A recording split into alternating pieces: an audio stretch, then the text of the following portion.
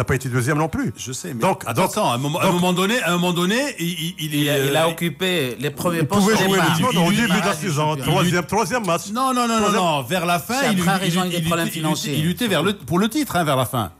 Mais quand même, non, Lino. Non, il ne luttait pas pour le titre. Mathématiquement. Combien de temps ils ont... À 5 journées, il luttait pour le titre. À 5 journées. Mais après les 5 dernières journées, ils n'ont jamais été en pole position.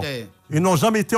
Moi, je dis celui qui lutte pour le titre... 5 journées avant la fin du championnat, ils étaient celui qui lutte pour le titre, il est deuxième. Il est à un point du premier. Mais ils étaient quatrième. Parce que mathématiquement, on dit qu'ils sont... Moi, je me rappelle du débat qu'on a fait. Il était cinquième. On dit mathématiquement, ils peuvent encore... Voilà. En fait, ils ne sont dans pas, notre championnat, ils ne sont pas deuxième, ils ne sont pas troisième. Mais il ne faut pas grand-chose dans ce championnat pour être champion. Il suffit d'être régulier 3 dimanches de suite. Le problème, c'est que aucun de nos clubs est régulier. Mais voilà. Lino, il n'y a personne qui est capable d'aligner 3 ou 4 résultats positifs consécutifs. Pourquoi, Lino? Pourquoi? Il y a d'abord, l'effort est régi par 2 fréquences. La fréquence cardiaque et la fréquence respiratoire. On voit par exemple nos joueurs, ils n'ont pas d'amplitude thoracique. Quand quelqu'un fait un effort, un dimanche, le dimanche après, il est nul. Il ne récupère pas encore. Et c'est ça notre football. Pourquoi les équipes ne sont pas régulières? Parce que, il y a d'abord un travail de foncier qui doit être maîtrisé. Et puis après, on maîtrise du spécifique. Mais déjà, au départ, tu n'as pas une bonne amplitude thoracique. Tu passes normalement, quand on fait par exemple un travail, même de 16-17, le truc, tu fais courir un joueur de football, disons... 20 minutes, et il passe directement à 140. Non, à 180. Alors que normalement, il doit être aussi 17, l'équilibre. Parce que quand on ne fait pas de la résistance, on ne peut pas dépasser 160, 70, 180. Et le retour rapide, c'est une bonne proportion, le retour rapide au truc initial, au battement initial. Donc on n'a pas ça. On n'a pas ça. Et il y a aussi autre chose, c'est la gestion d'une année. Alors justement, moi je veux revenir quand même à la question qu'on se pose. Donc, après 3 journées de championnat, on trouve des grands, je ne sais pas, mettez des guillemets ou pas des guillemets, qui sont en bas du tableau. Qu'on trouve un Casbatadla, je répète, ou un Joséima, après tout, ce sont des néo-promus qui ne jouent même pas sur leur stade, qui sont obligés de jouer sur terrain neutre le match à domicile et qui se déplacent, etc., qui n'ont pas les moyens financiers ou même les moyens... Ça, c'est l'extra-sportif qui compte aussi énormément. Quand je vois une équipe du MAS qui est 13e, une équipe de Jdida qui n'a pas gagné un match. Bon, mais ils n'en ont pas perdu un encore. Ils n'en ont pas gagné un aussi. Le jour dans le football, on comprendra que c'est pas en faisant des transferts Montrebelan qu'on devient une grande équipe rentable. On fera des progrès. Attends, mais le MAS, est-ce que c'est une grande équipe? Est-ce que c'est un grand club ou ce n'est pas un grand club? Ou est-ce que c'était un grand club? Définissez-nous maintenant, qu'est-ce que c'est un grand club? Un club pour qu'on s'entende sur la définition. Un club d'abord qui a un certain passé. Oui. Et le présent, on le compte pas. Qui fait des recrutements. Un club qui est organisé, qui a un bon effectif, qui a un public. Si je parle maintenant comme ça, c'est pour rendre service au club, pour essayer qu'il se réveille. Le MAS, il y a combien de temps qu'il n'a plus joué le championnat? Combien d'années?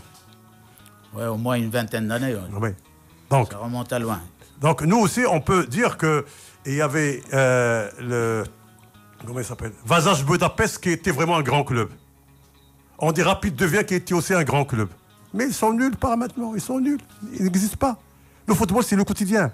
C'est chaque année. On travaille chaque année. Et le football, c'est comme un muscle. Alors, si on ne travaille pas, on s'atrophie. Est-ce que la géographie de notre football a changé alors, Aziz? Oui, beaucoup de choses ont changé dans notre football. La géographie aussi. Non, attends. C'est-à-dire que sur la carte du royaume, on mettait des gros ronds pour les grands centres. Là, par exemple, MAS, on enlève le grand centre de capitale de province que tu veux et on met un petit centre rural, je ne sais pas. La géographie footballistique a changé, oui. Il faut revenir à l'historique du football marocain. Le football marocain était un football de rue, comme partout dans certains, comme au Brésil, comme partout. De quartier aussi. De rue au départ. Parce qu'il y avait suffisamment d'espace où on pouvait jouer. Donc les enfants jouaient au football parce que le système scolaire aussi le permettait. C'est qu'on avait moins d'horaires scolaires que ce que nous avons aujourd'hui. La charge scolaire était inférieure. Le football organisé à l'époque, comme dit Aziz, c'est le football scolaire qui était un peu organisé. Et il y avait le football scolaire. Et à côté de ça, il y avait toute la formation au niveau de la jeunesse et des sports parce qu'on avait de grands moniteurs, de grands noms. On oublie que des Zaouli, que des Souéré, c'était des gens de la jeunesse et des sports. Donc qui, eux, prospectaient dans les quartiers, prospectaient dans la rue et ramenaient ceux qui étaient les plus talentueux à une formation et donc leur prodiguer une formation. Les joueurs à l'ancienne étaient formés. Il faut pas l'oublier. Les Faras, les Assila ont été formés par un Khmiri. Ils ont été formés. Encadrés. Et puis, alors le premier coupable, c'est le sport scolaire. Non. D'abord la structure sociale qui a changé. Les villes qui ont changé.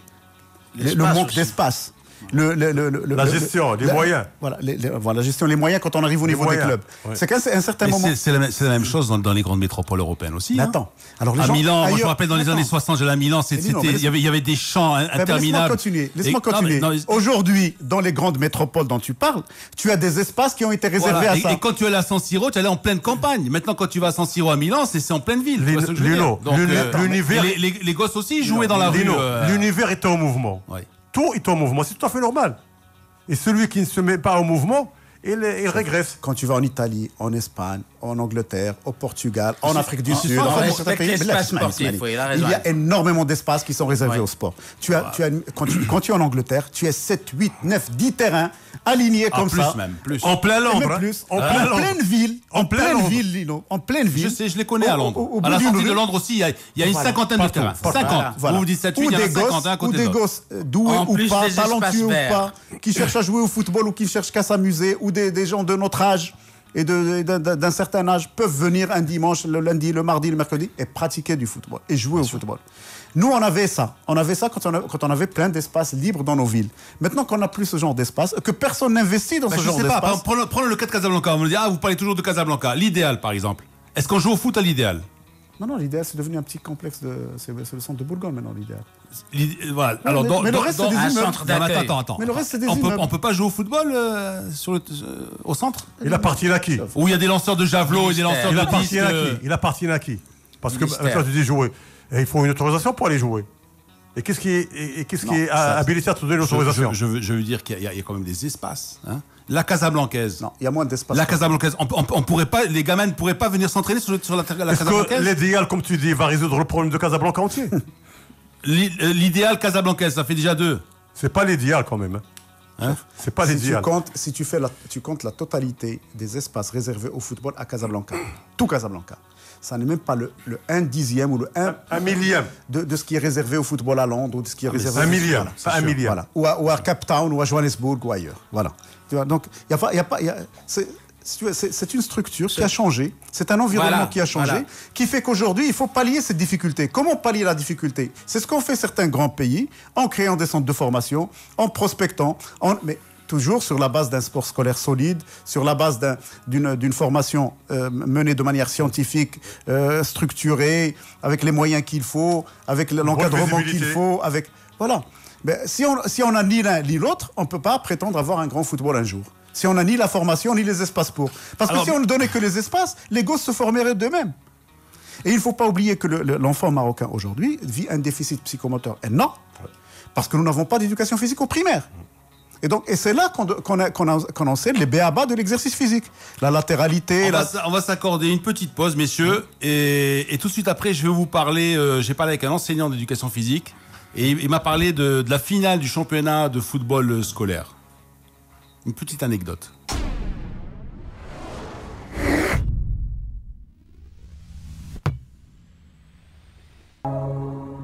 Alors, je vais vous parler d'une finale de football scolaire qui s'est disputée au printemps dernier, hein, à Fès, où l'équipe de Fès, la sélection de Fès, était opposée à une sélection d'un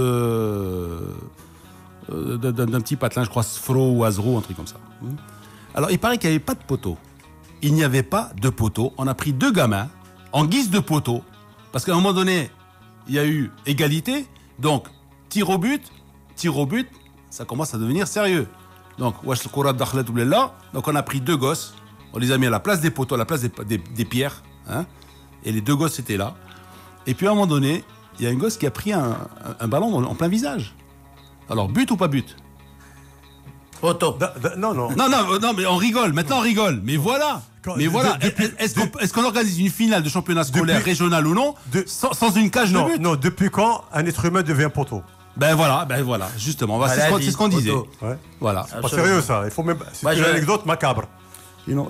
Macabre, mais non moins réaliste, parce que c'est réaliste, voilà, c'est le sport scolaire, voilà, le sport scolaire, une finale, on n'a pas de cage, et au moment des tirs au but, on appelle deux gamins et on les met, toi tu fais le poteau droit, toi tu fais le poteau gauche. Tu sais, à l'ancienne Médina, pendant le mois de Ramadan, les gamins ont organisé un tournoi pendant tout le mois de Ramadan, des cadets, et c'est l'ancienne Médina qui a remporté la finale en face d'Erbrelef. Alors, organisation spontanée, improvisée, il n'y avait aucun encadrant, aucun. Ni pour la finale, ni pour le déroulement de tournoi. Et c'est ça, même pas les clubs, même les clubs ne se sont pas intéressés à ce genre. Depuis une trentaine d'années, on ne s'occupe plus que des équipes A. Voilà. Donc, dans des clubs, on ne s'occupe plus que des seniors. Malheureusement. On ne s'occupe plus que de l'équipe nationale A, même plus des autres. Et on ne s'occupe plus de formation. Personne ne veut former des joueurs. On attend que ça tombe du ciel. Bon, heureusement que l'Afrique nous en fournit quelques-uns de temps à autre. Malheureusement, on ne prend que les manchots, parce que les bons, ils vont ailleurs. Et voilà. Et ça donne le football que nous avons aujourd'hui. Voilà, c'est un petit peu triste là, parce que surtout maintenant qu'on va continuer avec les équipes qui soi-disant jouent le titre, avec le haut du tableau. Ouais. Alors, le haut du tableau... Il faut rappeler peut-être, Lino, que ce qui pèse le plus dans ce pays, pour le sport et pour le football particulièrement, c'est l'extra-sportif. Qu'on le veuille ou non. Ah oui, non, parce qu'après, autre chose, parce qu'on me disait aussi que même au niveau scolaire, attention à l'arbitrage, tu vois ce que je veux dire? Oui, mais c'est-à-dire si on veut te casser, on te casse la même chose, même au niveau scolaire. C'est une gangrène. Les arbitres, une gangrène, ça. Voilà. Même les matchs entre gamins sont faussés par l'arbitrage. Donc ça, c'est impardonnable. Ça, c'est impardonnable. Comment veux-tu que ces gosses après aient envie de jouer au foot? C'est impensable, de continuer. On n'a même pas pensé un truc pareil. On cherche à dire des choses positives, mais vraiment passer tout un débat sur ça, c'est pas... Le CAC, par exemple, dénonce l'arbitrage du match contre le Raja. Attention, il faut le dire. Il y a un scandale à Kenitra, vous ne pouvez pas imaginer. Alors, messieurs, l'arbitrage, on en parlera une autre fois. On parle des équipes de tête. Donc, pour l'instant, le Raja et l'Ayoun sont en tête. L'Ayoun a un match de moins. Un match en moins à récupérer contre le FUS. Le match qu'il va récupérer le 28 septembre. Donc, voilà. C'est-à-dire que le week-end prochain, on a une journée complète. Plus le match. Et le match se joue mardi. Voilà. FUS GSM sera récupéré le 28. Voilà. Et alors, est-ce que d'abord, est-ce que la JSM va tenir? Et deuxième question, est-ce que ça va être encore une affaire Casaraba, puisque bon, Raja est déjà là, les phares sont là, le WAC aussi à l'affût.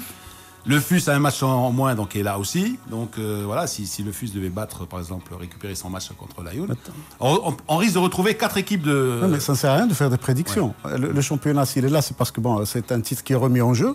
Les 16 équipes sont à égalité de chance pour jouer le titre. On en est qu'à la troisième. Après 3 journées, est-ce que... Bon, une journée, tu le vois. Moi, quand je me lève tôt, quand je lève le matin, je vais à la fenêtre, je regarde le ciel. Bon, je comprends plus ou moins si la journée va être belle ou non. Là, après 3 journées, est-ce qu'on comprend si le championnat, tu peux voir la journée, tu peux voir la prochaine journée, mais pas la fin de l'année. Bon, mais à égalité pour le titre. Se maintenir, je ne sais pas, se classer voilà, mais dixième, pas pour le titre. Parce que tu as dit tout le monde, les mêmes chances pour le titre. Non, il y a une chose, on va remettre les choses dans leur côté, dans notre texte évolutionnel. On a eu des grandes équipes qui sont tombées. Les années, par exemple, les années 60, Oujda était vraiment l'une des meilleurs clubs, la plus lumineuse du pays. Dans les années 70, il y avait des équipes comme Stade. Oui, et il y avait Stade qui était bonne. Ouais. Où est-ce qu'ils sont maintenant? Avec le CAC, il a pris combien de titres? Où est-ce qu'il est maintenant? Il est descendu 3 fois en deuxième division, il est remonté et tout ça. Il y a une chose qui est très importante, c'est l'évolution et la continuité de la gestion du football.